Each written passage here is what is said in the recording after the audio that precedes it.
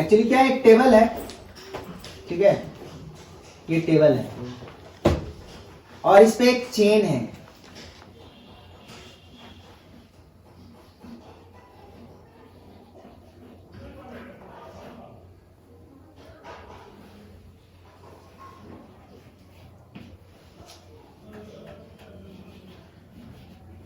Total length कितना दिया हुआ है चेन का?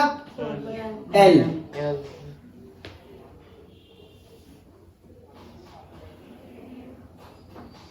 यहां से यहां तक का लेंथ जो है वो L दिया हुआ है, टोटल लेंथ, और बोलता है इसका L/N पार्ट हैंग कर रहा है। क्वेश्चन में ये दिया हुआ है ना, L/N nth पार्ट जो है इसका हैंग कर रहा है, ठीक है। और ये जो टेबल है, यहां टेबल पे कोई फ्रिक्शन नहीं। याद है जब हम लॉज ऑफ मोशन पढ़ा रहे थे तो बोले थे कि फ्रिक्शन नहीं होने पे हम बार बार बोलेंगे नहीं, हम लिख देंगे μ = 0, याद है।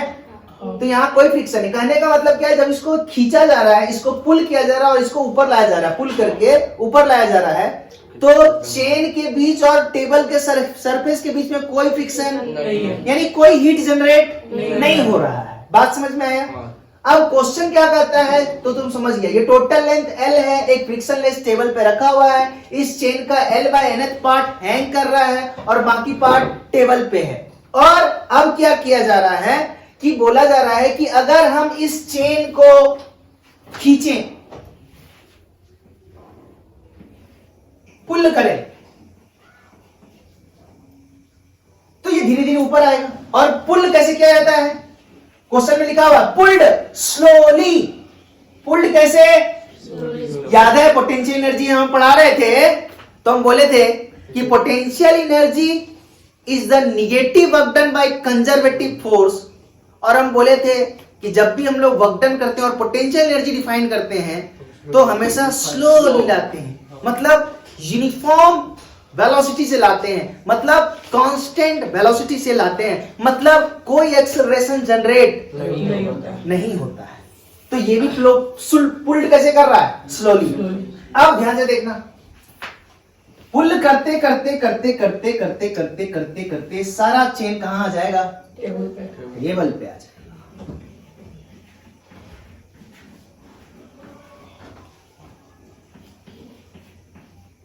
टोटल लेंथ L और सारा चेन जो है कहां आ गया? टेबल पे आ गया। तो ये जो पुल्ड किया, क्या इसको वर्क डन करना पड़ा?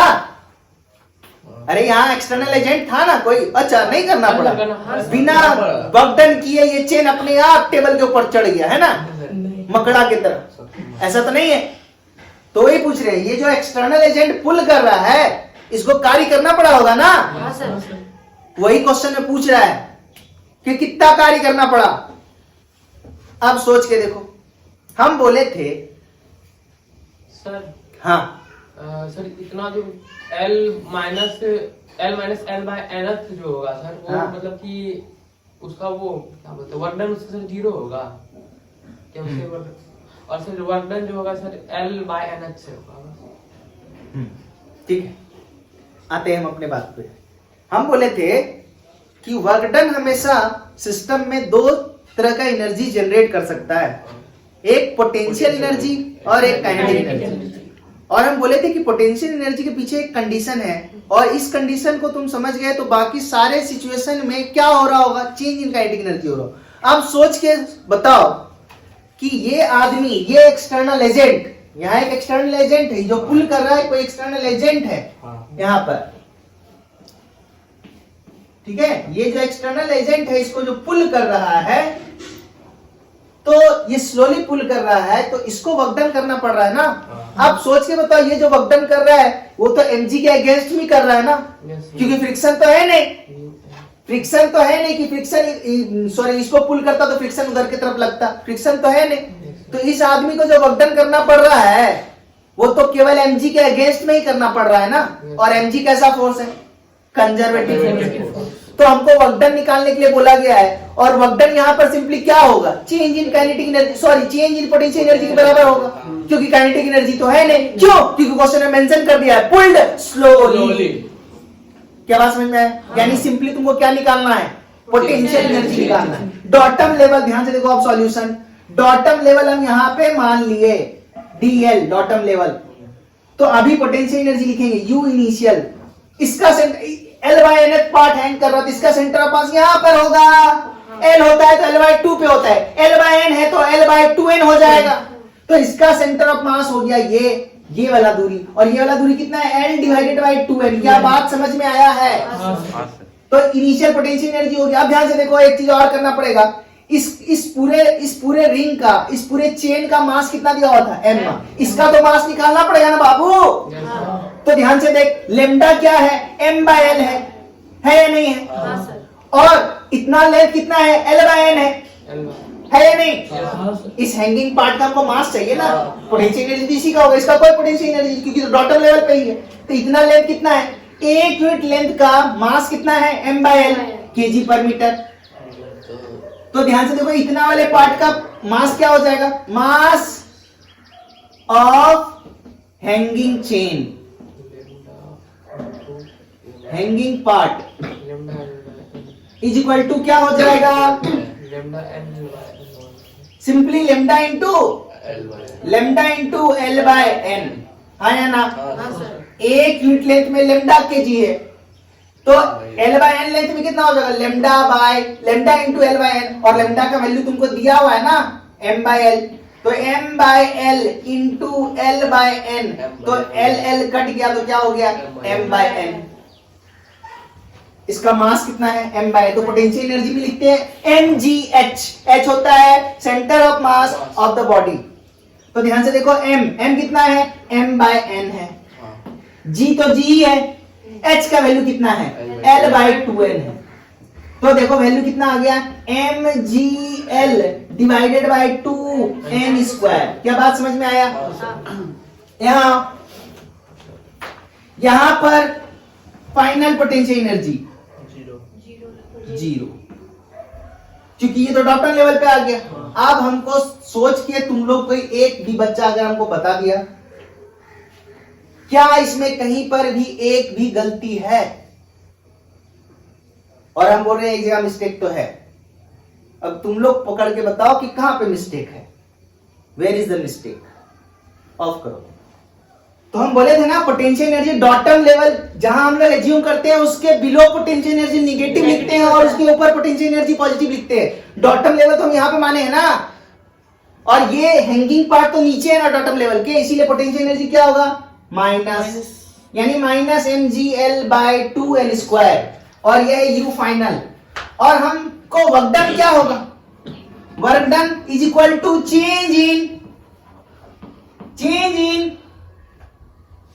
अरे अभी वर्क डन क्या कर रहा है? दो ही चीज हम क्या बोले कि एक्सटर्नल एजेंट के द्वारा किया गया वर्क डन सिस्टम में दो ही चीज जनरेट कर सकता है, या तो काइनेटिक एनर्जी में चेंज लाए या तो पोटेंशियल एनर्जी में चेंज लाए। और हम बोले थे कि पोटेंशियल एनर्जी में चेंज लाने के पीछे एक कंडीशन है, work done against conservative force है, फ्रिक्शन है नहीं। तो अभी वर्क डन क्या प्रोड्यूस कर रहा है? Change in kinetic energy, sorry change in potential energy. That's why तो work done is equal to क्या आ गया? Change in potential energy, change in potential energy. और चेंज हमेशा क्या होता है? Final minus initial. फाइनल का वैल्यू क्या है? माइनस, और माइनस फिर से mgl divided by 2n square, so this is equal to mgl divided by 2n square. So this is the work done. समझ में आया? और तो इस सवाल को हम सिंपल वर्क डन के फॉर्मूला से भी निकाल सकते हैं। कैसे? ध्यान से देखो। अच्छा सोच के बताओ कि इस हैंगिंग पार्ट पे जो फोर्स लग रहा है mg लग रहा है, इस हैंगिंग पार्ट का जितना मास होगा इनटू g नीचे की तरफ जो लग रहा है, उसी के कारण हमको वर्क डन करना पड़ रहा है ना, उसी के अगेंस्ट में हमको वर्क डन करना पड़ रहा है। अब सोच के देखो, तो नीचे है mg, इसका जितना भी मास हो mg, और इधर हम फोर्स लगा रहे हैं, एटलीस्ट mg के बराबर लगाएंगे तभी इसको हम पुल कर पाएंगे, क्योंकि स्लोली पुल करना है तो ये वाला फोर्स और ये वाला फोर्स क्या होना चाहिए? अप्रोक्सीमेटली बराबर होना चाहिए, हालांकि थोड़ा सा ज्यादा होगा, ये कंसेप्ट हम सिखा चुके थे। हाँ। अब सोच के बताओ mg यहाँ पर कांस्टेंट है या वेरिएबल?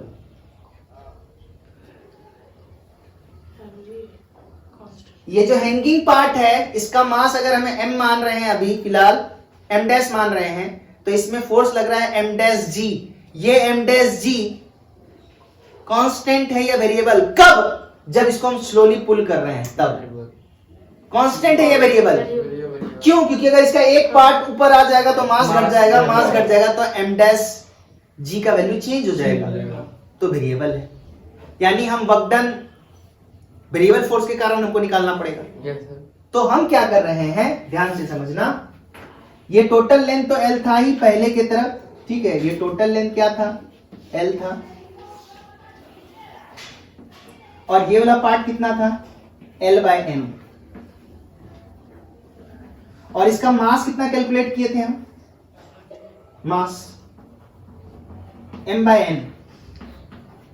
इतना पार्ट जो हैंग कर रहा है इसका मास जो है वो M/N है, ठीक है।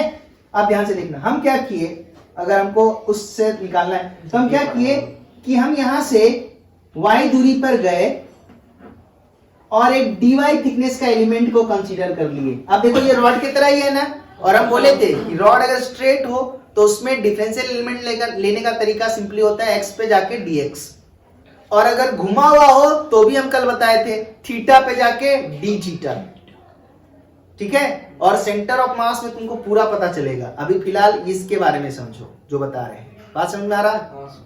तो हम क्या किए, y पर जाके एक dy थिकनेस का एलिमेंट ले लिए, एक चेन ले लिए। ये जो चेन दिख रहा है ना, इस चेन का एक छोटा सा टुकड़ा कंसीडर कर लिए जिसका लेंथ क्या है? dy है, और dy बहुत छोटा है। अच्छा ध्यान से देखो, मास पर यूनिट लेंथ तो वही है लेमडा। लेमडा का वैल्यू तो m/L है ना, kg पर मीटर। अब सोच के देखो कि इस वाले पार्ट को हमको ऊपर लाना है, ये जब ये वाला पार्ट जब यहां आ जाएगा तो कितना डिस्प्लेसमेंट होगा? ये जो हम dy थिकनेस का एलिमेंट जो कंसीडर किए हैं इस चेन में, इसको जब हम पुल करेंगे, पुल करते करते करते जब यहां आ जाएगा तो कितना डिस्प्लेसमेंट होगा? y। ये dy थिकनेस का जो एलिमेंट है तो बहुत छोटा है ना, ये हमको यहां से यहां ही लाना है ना। अरे हाँ या ना? हमको तो सारे इस हैंगिंग पार्ट में जितना भी है हैंगिंग पार्ट, सारे हैंगिंग पार्ट को हमको कहां पर ले आना है? टेबल पे ले आना है। तो mg यहां पर वेरिएबल था, इसीलिए हम क्या किए कि हम y पर जाके dy के एक एलिमेंट लिए, क्योंकि फोर्स वेरी कर रहा है इस हैंगिंग पार्ट का। क्योंकि अगर उसका थोड़ा सा पार्ट भी चढ़ जाएगा तो हैंगिंग पार्ट का मास घट जाएगा, मास घट जाएगा तो फोर्स घट जाएगा, यानी वेरिएबल हो गया। वेरिएबल है इसीलिए हम डिफरेंशियल एलिमेंट का कांसेप्ट लगा रहे हैं। अगर वेरिएबल नहीं होता तो डिफरेंशियल एलिमेंट का कांसेप्ट लगाने का कोई जरूरत नहीं था। तो हम क्या किए, यहां से y पर जाके dy थिकनेस का एलिमेंट ले लिए। इस dy थिकनेस का जो एलिमेंट है, ये जो एलिमेंट है इसका मास कितना होगा? लेमडा इंटू dy, क्योंकि मास पर यूनिट लेंथ है लेमडा और dy थिकनेस का लेंथ dy लेंथ है, तो मास कितना हो जाएगा? Lambda into dy। यह वैसा ही बात है कि 1 रुपया में 10 टॉफी तो 2 रुपया में कितना टॉफी थी? 1 यूनिट लेंथ पे कितना मास है? लेमडा। तो dy लेंथ पे कितना मास होगा? Lambda into dy। 1 रुपया में 10 टॉफी तो 2 रुपया में कितना टॉफी? 20। वही वाला बात है। तो इसका मास कितना हो जाएगा? इस वाले पार्ट का मास क्या हो जाएगा? मास ऑफ डी, और हम शॉर्ट फॉर्म में लिखेंगे। डी क्या है? What is D? What is D? कुछ नहीं पढ़ता तुम लोग जाके। डिफरेंशियल एलिमेंट कल हम लिखा दिए थे, डिफरेंशियल एलिमेंट के बगल में लिख दिए थे डी। अभी देखना ना, कॉपी देखेंगे सबका ना। मास ऑफ डिफरेंशियल एलिमेंट कितना हो जाएगा? लेमडा इंटू डी वाई, है या नहीं? Lambda into d y. बोले यहां तक समझ में आया? हाँ सर। आया ही नहीं आया? Lambda into d y. अच्छा, अब ध्यान से देखो, हमको तो इस पार्ट को, हमको इस छोटे से पार्ट को लाने में कितना वर्क डन करना पड़ेगा? ध्यान से देखो, हमको छोटा वर्क डन, हम तो छोटा वर्क डन लिखेंगे ना, क्योंकि हम पूरा चेन जो हैंग कर रहा है उसको थोड़ी ला रहे हैं, हम एक छोटे से पार्ट को ला रहे हैं। इसलिए हम बोल रहे हैं कि छोटा वर्क डन कितना करना पड़ेगा। तो dw is equal to force dot displacement, यही होता है ना। तो ध्यान से देखो, फोर्स कितना लगाना पड़ेगा हमको? ध्यान से देखो, इस छोटे से पार्ट का मास तुमको पता चल गया है लेमडा इंटू डी वाई। तो इसमें फोर्स कितना लग रहा होगा? Lambda into d y into g. इसको अगर ऊपर खींचना है तो एफ एक्सटर्नल का वैल्यू अप्रोक्सीमेटली इतना के बराबर होना चाहिए। अब dy को हम यहां से लाके कहां पर ले आएंगे, यहां तक लाएंगे तभी मेरा काम पूरा होगा। तो हम इस मास को जो वक्डन है, तो फोर्स कितना है, लेमडा इंटू dy इंटू जी।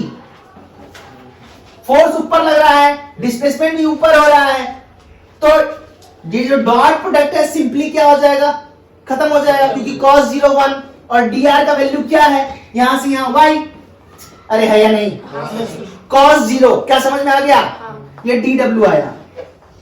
अब ध्यान से total work done equal to क्या हो जाएगा, लेमडा बाहर जी बाहर इंटीग्रेशन y dy। y ध्यान से देखो, y जो हम माने इसका मतलब यहां पर क्या माने, जीरो। अगर हम ये लेंथ, इतना लेंथ y माने तो यहां पर y का वैल्यू क्या है, जीरो। तो तुम बताओ लोअर लिमिट का वैल्यू क्या है, जीरो, और हायर लिमिट का वैल्यू l बाय n है या नहीं, तो जीरो से l बाय n, और y dy का इंटीग्रेशन होता है y स्क्वायर बाय 2, तो 1 बाय 2 बाहर, तो लेमडा जी बाय 2 आ गया, और y स्क्वायर यानी देखो upper limit l by n है, लोअर लिमिट 0 है, तो लोअर लिमिट वाला कहानी खत्म, y स्क्वायर का मतलब l बाय n का होल स्क्वायर, यानी l square divided by n square. अपने कॉपी में देखो पहले वाला आंसर, जल्दी देखो, है उसमें answer mgl by 2n square है, mgl divided by 2n square. अब ध्यान से देखो लेमडा का वैल्यू m बाय l है, तो m बाय l पुट करो, तो m by l into g by 2 into l square divided by n square, तो l कट गया, तो आंसर आ गया mgl divided by 2n square. Off करो।